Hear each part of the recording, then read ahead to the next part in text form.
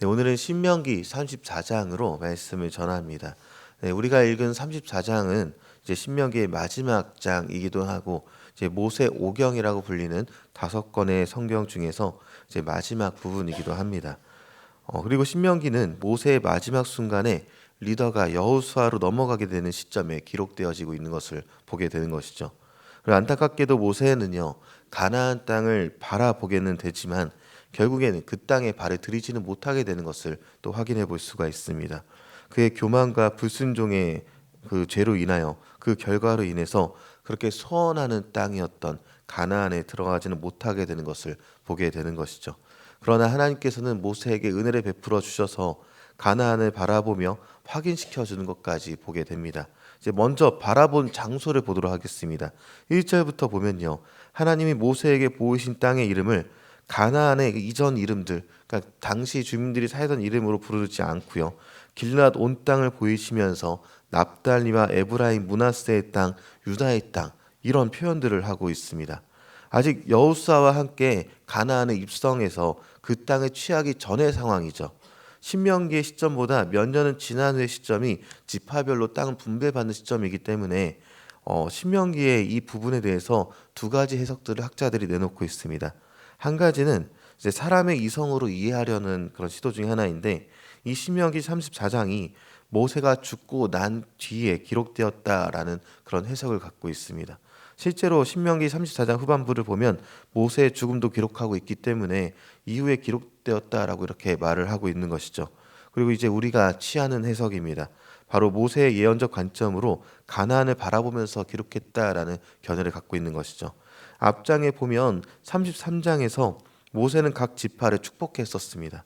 이때 그는 희망과 위로 가득한 예언으로 후손들이 살게 된 땅, 그 땅에 대해서도 계속해서 말하고 있었던 것이죠. 그러니까 오늘 본문은요, 모세가 가나안 땅을 바라보면서 하나님께서 이 땅을 이스라엘에게 주실 것이라는 강한 확신을 가지고 있었고요. 미래에 대한 소망을 품으면서 예언적 성격으로 말했다라는 것입니다. 그리고 실제로 오늘 본문 중에는 모세 스스로를 선지자다라고 이렇게 이야기하고 있습니다. 실제로 바로 이후에 함께 읽게 된 여호수아서를 보면요. 초반부에 가나안에 입성한 여호수아를 반긴 이가 있었는데 하나님의 군대 장관이라 하는 사람이었습니다. 그러면서 이미 가나안은 정복되었다고 알려줍니다. 그저 가서 취하기면 된다라고 말해주는 것이 여호수아에 나타나게 되는 것이죠. 모세가 하나님과 동행하면서 얻은 교훈이 있었다면 하나님은 신실하신 분이었다라는 것을 분명히 알았다는 것입니다. 늘 신실하셔서 말씀하신 것을 지키셨고 이끌어 오셨다는 것을 너무나도 잘 알기 때문에 이제 가나안을 바라보면서 주님이 주실 땅을 기대에 가득한 눈으로 바라보면서 예언하게 되었다는 것이죠.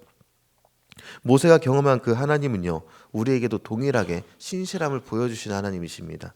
우리를 사랑해 주시고 이끌어 주셨고요.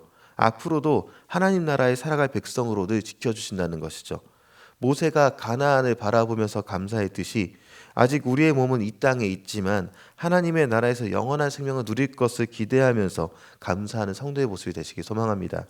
이제 5절부터는요. 모세가 숨을 거두는 장면을 그리고 있습니다. 그리고 신명기는 모세를 여호와의 종이다 이렇게 표현합니다.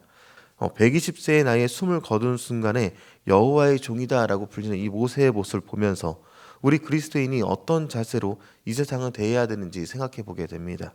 누군가는 말합니다. 이 땅에서 누리고 다 살다가 주님이 오시기 전에 혹은 죽음이 오기 바로 전에 회심하면 되는 거 아니냐 이렇게 말을 하시는 분들이 있기도 하고 자주 듣는 질문이기도 합니다. 그러나 하나님 말씀하시죠. 너의 삶을 기억한다라고요.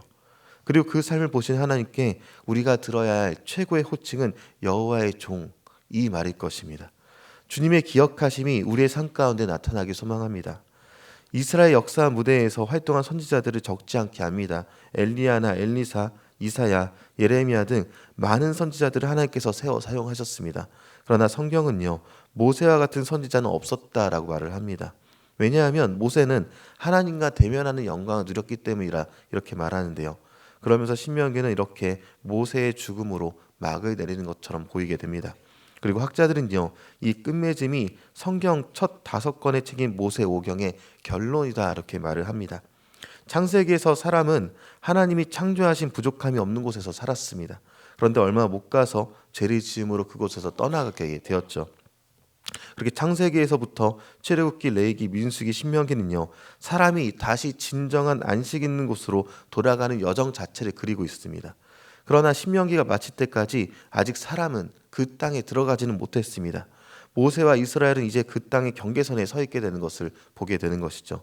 이스라엘 백성들처럼 세상과 하나님 나라 사이 경계선에 선 오늘 우리는요, 이 신명기 말씀을 통해서 앞으로도 하나님의 보호와 구원이 있을 것이다라는 큰 확신을 얻게 되는 것입니다. 그리고 이를 보는 우리는요, 오늘 살핀 신명기의 마지막 장에 담긴 하나님의 특별하신 한 일하심을 기억할 필요가 있습니다. 그 중에 6절 말씀이 중요한데요. 6절 말씀을 함께 읽어보겠습니다. 베푸올 맞은편 모압 땅에 있는 골짜기에 장사되었고 오늘까지 그의 묻힌 곳을 아는 자가 없느니라. 아멘. 모세는요, 이 모압 땅에 장사되었다라고 합니다. 모압 땅에서 숨을 거뒀다라고 말을 하죠. 그런데 6절을 보니까요, 모세의 장사지를 아는 이가 없다라고 말을 합니다. 그 단서 중 하나가 그저 한 골짜기라고 말합니다. 본문의 유도는요, 이 일을 행한 이가 사람이 아니다라는 뉘앙스가 풍겨오게 되는 것이죠. 하나님이 직접 그를 장사하셨다는 것을 강조하는 것입니다. 여기까지만으로 끝난다면 신기하다 정도이지만 신약을 아는 우리들, 신약을 살아가는 우리는 자연스럽게 한 사람을 떠올리게 되죠. 예수님에 대해서 떠올리게 됩니다. 예수님도 모세처럼 자주 산에 오르셨습니다. 그리고 생애 마지막에도 산에 오르셨고 거기서 기도하시게 됩니다. 그렇게 모세보다 더 큰 분이신 예수님은요, 아버지께 순종해 아버지가 예비하신 죽음 자체를 받아들이셨습니다. 철저히 저와 여러분을 위한 죽음 때문에 그렇게 된 것이었습니다. 그 안에는 수많은 증인들이 있어야 했고요, 그 안에는 수많은 증거들이 있어야 했기 때문에 모세처럼 주님이 직접 장사하지 않고 수많은 증거와 증인들을 남겨가며 죽음이 일어나게 했던 것입니다. 그 다음입니다. 우리 주님이, 예수님이 그 비참한 죽음을 통해서 세상을 이기시고 부활하셨던 일까지 수많은 증인들과 증거 또한 나타나게 되었습니다. 모세가 바라본 가나안을 생각해 보게 됩니다. 마찬가지로 신약을 살아가는 우리가 바라볼 곳은 하나님의 나라입니다. 그리고 그 하나님의 나라는요, 여호와의 종인 모세를 통해서 이스라엘이 가나안에 들어갔던 것처럼 우리 그리스도인이 하나님의 아들 예수를 통해서 하나님의 나라에 들어가게 됩니다. 다른 이가 아닙니다. 다른 방법이 아니죠. 오직 예수님밖에 없습니다. 우린 이것을 사모해서 오늘 교우님들에게 허락된 그 자리에서 주님을 바라보고 주님께 나아가는 그런 소망의 사람이 되는 저와 여러분이 되길 소망합니다.